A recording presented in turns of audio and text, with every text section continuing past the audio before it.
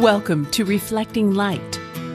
This podcast is about filling the world with light by exploring myth, ancient texts, scripture, great works of world literature, and the works of artists, past and present, for those who have eyes to see and ears to hear. And now, here is your host, Mandy Green. Hello, Happy New Year. Welcome to 2024 and welcome to Reflecting Light. I'm the host, Mandy Green, and I'm here with you as we talk about various ways that thinkers and artists and musicians, prophets and seers and poets have all tried to pass their light on to us through the centuries. Well, we ended last year with a study on Advent and the 4 weeks leading up to the Advent or appearance of Jesus Christ. And this year, I wanted to start us off by concluding that little section. So Christmas goes from the Advent of Jesus Christ, December 25th, celebrated in the Western world. It's actually celebrated in January in Eastern Orthodoxy, by the way. But it's celebrated the 25th of December up through the 5th of January. And this is where we get the 12 days of Christmas. And if you never were able to figure out that cryptic poem, I really am not too far along either. But it makes more sense when you put it into a religious context. So, for the first podcast of 2024, I wanted to visit this topic of Epiphany. So Epiphany officially ends the Christmas season. Many Christians celebrate Epiphany, which is a festival in commemoration of the coming of the Magi. And it celebrates Christ's manifestation to the Gentiles. Epiphany can also mean an appearance or manifestation, especially of a divine being. And in our own context, my favorite use of it, honestly, is in the movie Hook, back from the 1990s, where Shmi says, "I've had an apostrophe." And Hook says, "I think you mean an epiphany." And in this sense, epiphany is a sudden manifestation or perception. So to have an epiphany, it's like lightning hitting your brain. You just suddenly get it, or you suddenly intuitively grasp something, or realize something, or discover something. So it can also mean a revealing scene or moment. This is from Merriam-Webster. I'll put the definitions up on the show notes. And some people have asked, well, is there a difference between Epiphany and Revelation? And they have a lot of things in common. They both have a sense of revelation or something being revealed. That's what apocalypsis means in Greek, is an unveiling, really, to unveil something. I love that particular definition because revelation is something that's revealed to us, but more than that, it's that we've come up to the correct degree of light or frequency or whatever you want to say in order to perceive the more heavenly realities, something that's already there, but we are blind to, or that has been covered for us and it is unveiled or uncovered for us. So the difference between the two would be perhaps the appearance or manifestation aspect, particularly of a divine being. Epiphany comes from late Latin, i-ഃpi-fə-nē, which means appearance or manifestation. It also translates as Christ's first manifestation, and then parenthetically to the Gentiles in Western tradition, borrowed from late Greek, i-ഃpi-fə-nē, meaning appearance or manifestation. So an epiphany actually has more to do with this actual appearance and manifestation than the way we use it today. And it's always good to look at and think about in terms of what is being unveiled or manifest or appearing to us as we look at things. And of course, we know that the Magi, the people who were very learned, I would definitely say part of a wisdom tradition. Now we read about Epiphany in Matthew chapter 2, when Jesus was born in Bethlehem of Judea in the days of Herod the king. Behold, there came wise men from the east to Jerusalem, saying, Where is he that is born King of the Jews? For we have seen his star in the east and are come to worship him. Now, this is a beautiful thing. This also shows that Christ had to be born during the reign of Herod. The actual birth of Jesus Christ would predate Herod's death, if this account is true. And they've been looking up to the sky. They've been looking for celestial signs. They see his star in the east. Now remember, the east is the place of the rising sun where the light hits the earth. All things testify of Christ. And it's beautiful that they're watching and they're looking. But just because they charted this star in the sky, I think as a child, I always thought that they would follow that star to the child. But I believe it's more that they are looking, they see the star appear in the sky that night. And that is the sign, because there's many prophecies that Jesus will be born in Bethlehem of Judea. Verse 3, when Herod the king had heard these things, he was troubled. It means he was agitated, stirred up, and all Jerusalem with him. And when he had gathered all the chief priests and scribes of the people together, he demanded of them where Christ should be born. Isn't this interesting that they're aware of the prophecy, but unaware of the birth? And they said unto him, In Bethlehem of Judea, for thus it is written by the prophet, O thou Bethlehem, in the land, and Bethlehem, Beit Lechem, means house of bread, in the land of Judah, art not the least among the princes of Judah, for out of thee shall come a governor that shall rule my people Israel. And then Herod, when he had privily or privately called the wise men, inquired of them diligently what time the star appeared.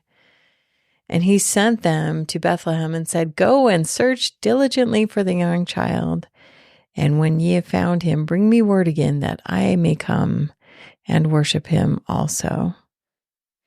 When they had heard the king, they departed, and lo, the star which they saw in the east went before them till it came and stood over where the young child was.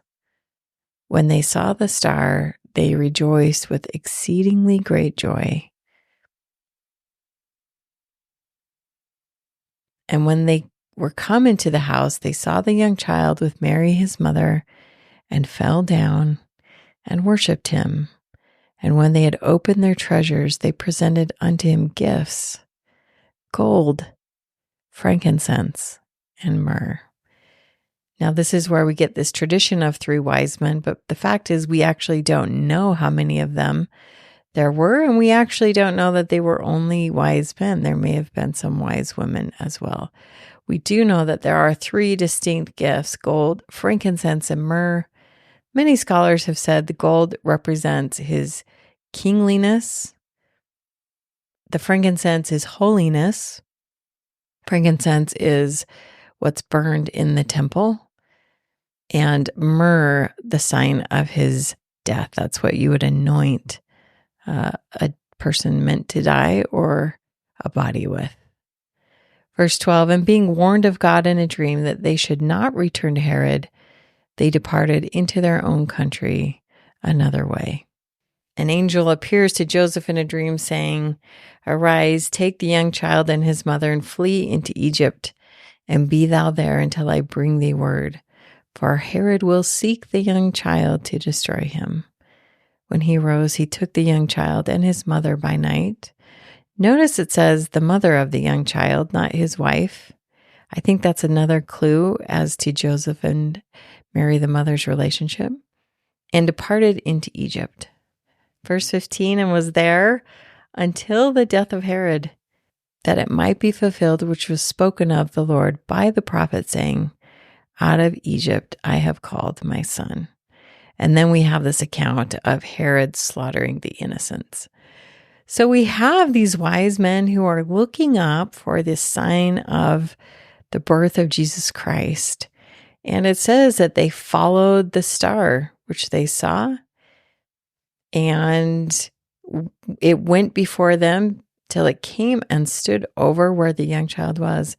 Now, this really gives me pause. Was this a star? Was this a light? Was this a celestial thing? Was this a certain sign of the zodiac or a certain star that they were marking? Lots of possibilities here, but the point is, if you're not watching, you're not going to know what's happening. Even if you've read about it and you know of heavenly events, if you're not paying attention, you aren't going to know what's happening. Well, to celebrate Epiphany, I wanted to share a poem by our wonderful friend, Thomas Stearns Elliot, one of my favorite poets.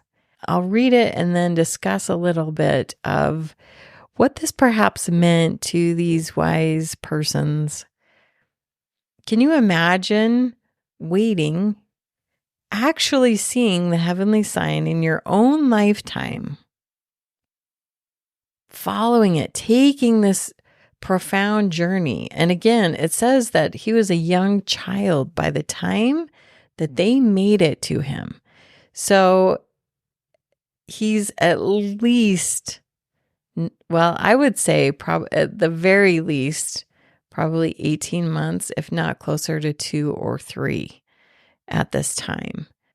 No longer a baby. So their journey was not a quick one. They didn't just show up and say, we're here. They had to go through this tremendous journey. I would imagine wouldn't we love an account of their experience? But when they follow the star, when they come to the home, when they recognize the baby and Mary, they are able to bestow the gifts that they have kept sacred for so long. Now let's think about these gifts just a little bit. It's doubtful to me that these are just things they had. It's more likely that these are things that have been kept safe and guarded for a very, very long time until they were to be delivered to the Christ child. Now, in the book of Adam and Eve, there's a story of Adam getting very old and frail at the end of his life. And he asks Eve and his son to go back to the garden and ask for some oil from the tree of life to heal him. So Eve and her son travel to where the cherubim are guarding the tree of life and ask for the oil. And the angel responds that it isn't until the coming of the Son of God that this ability to come back from death, or this ability to die and live again, will take place. Thus, they deny Eve the oil from the tree. But part of me, by the way, if you've never read that book, put it at the top of your list. It is such an insightful book.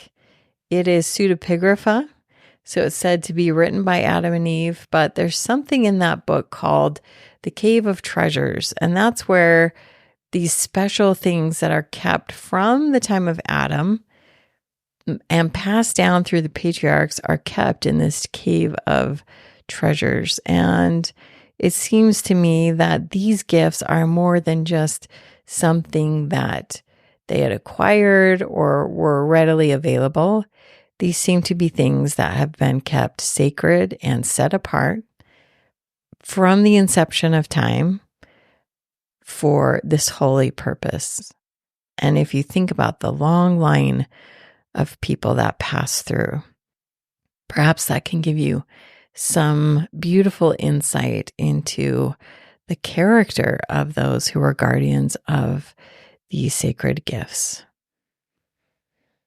But I also want us to think about how differently even these very holy people might have walked away from this encounter. Certainly the journey, the waiting, the expectation, crossing over. I don't know where they came from, but it was a journey. It took them some time. But walking away from that, I would imagine you are a different person. I would imagine you have a different outlook on life. And as we approach the new year, I think sometimes in our zeal, it's always like, I'm going to change all these things. I'm going to be new. And I love that. I have my own resolutions. Mine's actually quite simple. It is to always say please and thank you. I'm trying to foster a attitude of gratitude. And it seems like the more I say thank you, the more I recognize all the things people do for me. So that's my single resolution this year. I read today from Zora Neale Hurston, there are years that ask questions and years that answer. Perhaps some of us are in the years that are asking questions, or some of us are in the years that it takes to get those questions answered. And I can't help but think of these beautiful wise men and each of us as we go through this process of death and rebirth, with the year dying and the new year being reborn, as we try to let go of or say goodbye to old things and invite in new things and new experiences and attitudes and blessings and abundance, letting go of shame and guilt and all the past garbage and opening ourselves up to what's here, but not putting this expectation of a timetable on it. Again, there are years that ask questions and years that answer. And so with that, I will read to you The Journey of the Magi by T.S. Elliot. A cold coming we had of it, just the worst time of the year for a journey, and such a long journey. The ways deep and the weather sharp, the very dead of winter, and the camels galled, sore-footed, refractory, lying down in the melted snow. There were times we regretted the summer palaces on slopes, the terraces, and the silken girls bringing sherbet. Then the camel men cursing and grumbling and running away and wanting their liquor and women, and the night fires going out, and the lack of shelters, and the cities hostile, and the towns unfriendly, and the villages dirty and charging high prices. A hard time we had of it. At the end, we preferred to travel all night, sleeping in snatches, with the voices singing in our ears saying that this was all folly. Then, at dawn, we came down to a temperate valley, wet, below the snow line, smelling of vegetation, with a running stream and a watermill beating the darkness, and 3 trees on the low sky. And an old white horse galloped away in the meadow. Then we came to a tavern with vine leaves over the lintel, 6 hands at an open door dicing for pieces of silver, and feet kicking the empty wineskins. But there was no information, and so we continued and arrived at evening, not a moment too soon, finding the place. It was, you may say, satisfactory. All this was a long time ago. I remember. And I would do it again, but sat down, this, were we led all that way for birth or death? There was a birth, certainly. We had evidence and no doubt. I had seen birth and death, but had thought they were different. This birth was hard and bitter agony for us, like death, our death. We returned to our places, these kingdoms, but no longer at ease here in the old dispensation. with an alien people clutching their gods, I should be glad of another death.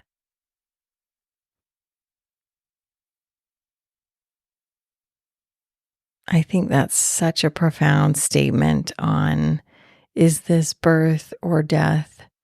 And the fact is that when we look at Jesus Christ, it's impossible to separate the birth from the death or the death from the birth. That absolutely both are necessary. And if this is the case for the Savior of the world, then certainly it would follow that the pattern is also there for us. And as we approach this new year, may we be wise servants, may we be looking and willing to make that journey and to perhaps die to the gods of this world, to the old dispensations, to the places we were before, in order to be born into new life. I'd like to close with this final statement by David Sinclair. Every hero needs to venture into the belly of the beast. It's essential to be devoured at least once by the monster. The hero never begins as a hero. He becomes a hero, and that entails the annihilation of his own unheroic former self. The hero always undergoes a metamorphosis from ordinary to extraordinary. The hero, like the snake, sheds its old skin and takes on a new form. To change, you must enter a sacred space, a transformational space.